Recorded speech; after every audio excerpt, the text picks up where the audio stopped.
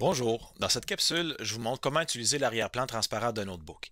Alors, Notebook, habituellement, a une page blanche comme arrière-plan, mais si on vient dans Afficher les écrans, on a une option qui s'appelle Arrière-plan transparent. Ce que ça fait, c'est que ça affiche notre page Notebook en plein écran avec l'arrière-plan transparent où on voit ce qu'il y a derrière.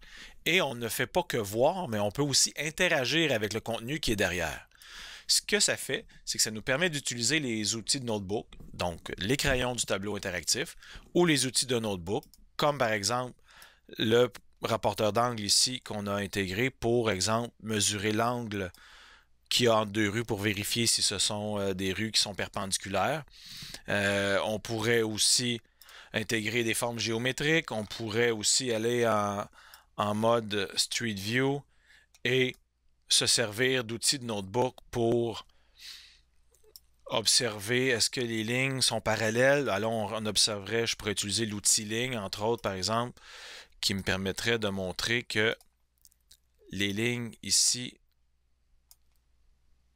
visuellement, on dirait qu'elles tendent vers un point, mais elles sont parallèles. Je pourrais m'en servir en art plastique, entre autres, pour parler des points de fuite ou de la perspective.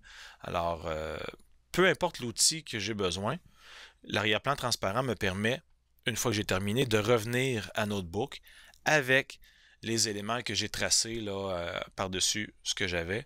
Donc, tout est là. Je peux revenir aux traces que j'avais et retourner en arrière-plan transparent si jamais j'ai besoin de montrer et de revenir à ce que nous avions.